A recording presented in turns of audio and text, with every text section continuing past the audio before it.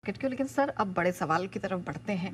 इससे पहले कि हम इस हफ्ते की बात करें, ये जो शुक्रवार को हमने बिकवाली विटनेस की, कितनी खतरनाक थी। खतरनाक है और तीन लिहाज से खतरनाक है नेहा। पहला ये कि कुछ बड़े और अहम लेवल के नीचे निफ्टी बंद हुआ है, जिसमें साइकोलॉजिकल लेवल से आपके निफ्टी पर 25,000, बैंक निफ्टी पर 57,000।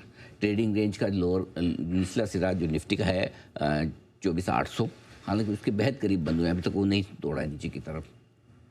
56,200, 56,300 बैंक निफ्टी के लिए बड़ा इंपॉर्टेंट लेवल है, वो नहीं तोड़ा, लेकिन उसके बेहद करीब जाकर बंद हुए 56,528 पर।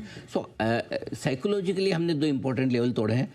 रेंज के और टेक्निकल के लिहाज से शायद अभी तक उतने बुरे नहीं है जितने हो सकते थे। एक इम्पोर्टेंट लेवल को हमने पकड़ के रोक लिया, बस इतना है। सो एक ये है कि बड़े लेवल के नीचे बंद होना और वीकली क्लोजिंग देना थोड़ा सा मूड बिगाड़ता। एक महीने के निचले स्तरों पे तो बंद हुए ही है ना। इट इज़ अ फैक्ट कि आप निफ्टी, स्मॉल, मिड कैप तीनों में एक महीने के निचले स्तरों पर बंद होते हैं तो ख़राब तो है, नंबर 1। नंबर 2, एफआईएस की बिकवाली का प्रेशर बढ़ रहा है, या मैं थोड़ा आगे विस्तार से भी बताऊंगा इसको। लेकिन तीसरा ये कि बजाज फाइनेंस ने नतीजे के बाद जो कमेंट्री दी है, उस कमेंट्री को लेकर थोड़ा सा लोगों को संदेह हुआ है कि अरे कहीं स्लो डाउन तो नहीं है, एमएफआई बिजनेस कैसा कर रहा है, रिटेल में लोन्स वगैरह ठीक है नहीं है। हालांकि श्रीराम फाइनेंस भी निफ्टी का स्टॉक है, उसके भी रिजल्ट आया, उसकी कमेंट्री में कहीं कोई कमजोरी का संकेत नहीं। पूना वाले के रिजल्ट वीकेंड पे आए हैं, बहुत ही तगड़े नंबर्स हैं। सो आई डोंट नो, अब क्या होता है कि जब आपका मन खराब होता है तो हर चीज़ आपको खराब ही लगती है ना।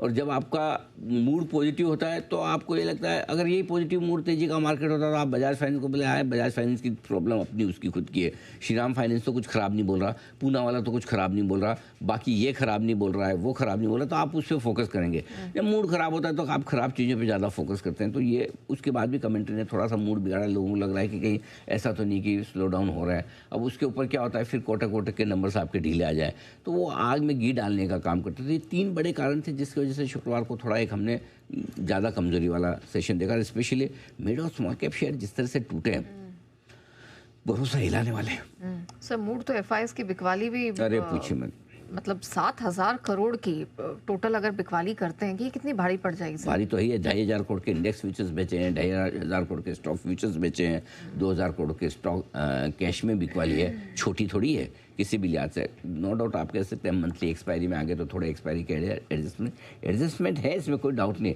लेकिन जो भी है स्क्रीन पे ट्रेड तो हुआ है ना।